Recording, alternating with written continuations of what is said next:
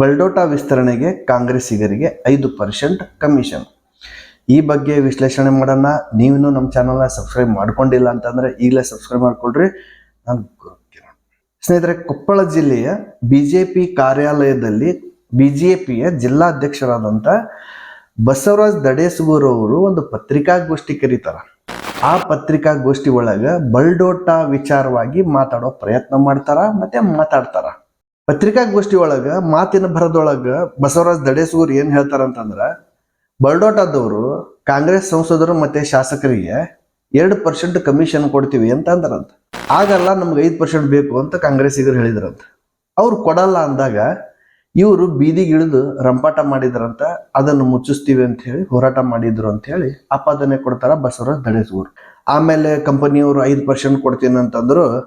ಅಲ್ಲಿಗೆ ಇವರು ಹೋರಾಟ ಕೈ ಬಿಟ್ರು ಅಂತ ಅನ್ನೋ ಸ್ಟೈಲ್ ಒಳಗೆ ಮಾತಾಡ್ತಾರ. ಶಿವರಾಜ್ ತಂಗಡಗಿ ಮತ್ತೆ ಕಾಂಗ್ರೆಸ್ ಶಾಸಕ ಸಂಸದರು ಎಲ್ಲರೂ ಸೇರಿ ಅಭಿನಯ ಗವಿಸಿದ್ದೇಶ್ವರ ಸ್ವಾಮಿಗಳಿಗೆ ಕರ್ಕೊಂಡು ಹೋಗಿ ಬೀದಿಗಿಳಿಸಿ ಹೋರಾಟ ಮಾಡಿಸಿದ್ರು ಅಂತ ಹೇಳ್ತಾರ.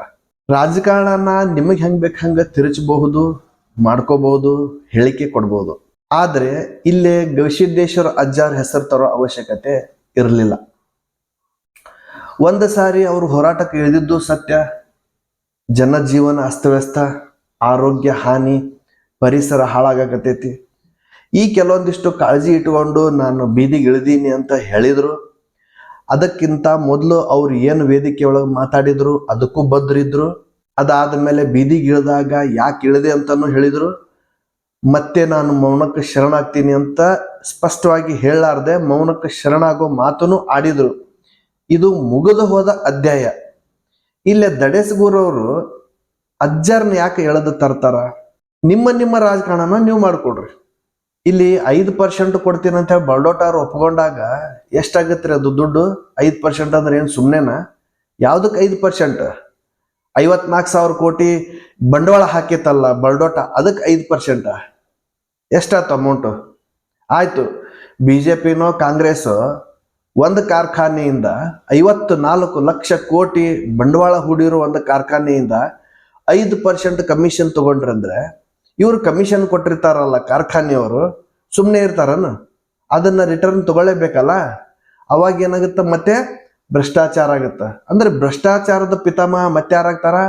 5% ಕಮಿಷನ್ ಅವರು ಕೊಟ್ಟಾರ ಅಂತ ಹೇಳ್ತಿರಲ್ಲ, ಯಾವ ಆಧಾರದ ಮೇಲೆ ಹೇಳ್ತೀರಿ? ಮತ್ತೆ ಹೇಳ್ತೀರಿ ನೀವು ಈ ಕಾಂಗ್ರೆಸ್ಸಿನ ಶಾಸಕರು, ಸಚಿವರು ಮತ್ತೆ ಸಂಸದರು ಅಜ್ಜವ್ರಿಗೂ ಕರ್ಕೊಂಡು ಹೋದ್ರು, ಜೊತೆಗೆ ಬಿಜೆಪಿ ಅವ್ರನ್ನು ಕರ್ಕೊಂಡು ಹೋಗಿ, ಅಂದ್ರೆ ನಿಯೋಗ ಕರ್ಕೊಂಡು ಹೋಗಿ ಸಿದ್ದರಾಮಯ್ಯನವ್ರ ಹತ್ರ ಹೇಳಿಸಿದ್ರು ಅಂತ ಹೇಳ್ತೀರಿ. ಅವ್ರತ್ರ ಕರ್ಕೊಂಡು ಹೋದ್ರು ಅಂತ ಹೇಳ್ತೀರಿ. ಮತ್ತೆ ಹೋಗ್ಬೇಕಾದ್ರೆ ನಿಮಗೆ ತಿಳಿಲಿಲ್ಲ?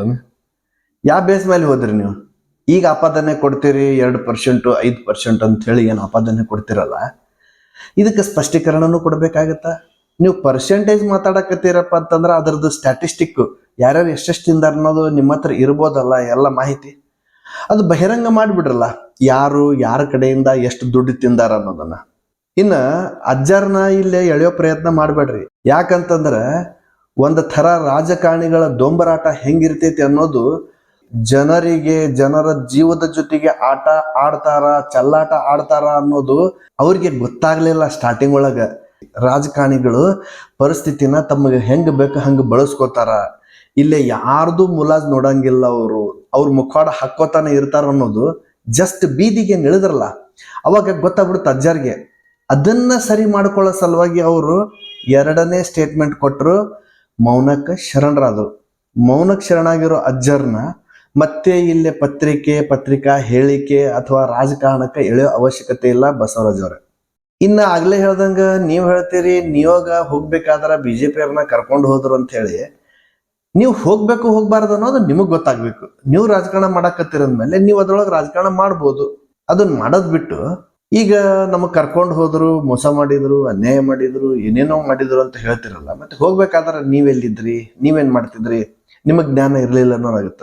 ನಿಮಗೇನು ರಾಜಕಾರಣ ಮುಖ್ಯ, ಮತ್ತೆ ಪವರ್, ಅಧಿಕಾರ ಮುಖ್ಯ, ಜನರ ಜೀವನ ಅವಶ್ಯಕತೆ ಇಲ್ಲ. ಇದನ್ನ ಸಾರ್ವಜನಿಕರು ಸ್ಪಷ್ಟವಾಗಿ ಅರ್ಥ ಮಾಡ್ಕೊಳ್ಳೋವರೆಗೂ ಈ ರಾಜಕಾರಣ ಅನ್ನೋ ಕೆಸರಚಾಟ ಇದ್ದೇ ಇರ್ತೈತಿ. ರಾಜಕಾರಣನ ಹೆಂಗ್ ಬೇಕು ಹಂಗೆ ಬಳಸ್ಕೊಂತೀರಿ. ಎಲ್ಲಿ ಯಾವಾಗ ಹೆಂಗ್ ಬೇಕು ಹಂಗ ನಿಮ್ಮ ಬೆಳೆ ಬೇಯಿಸ್ಕೊಳಕ ನೀವು ವಿಚಾರ ಮಾಡೋರು ಅಲ್ಲ.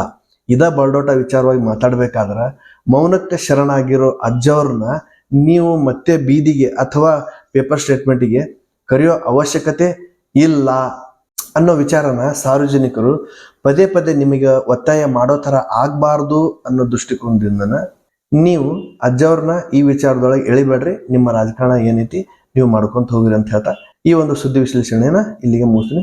ಜೈ ಹಿಂದ್.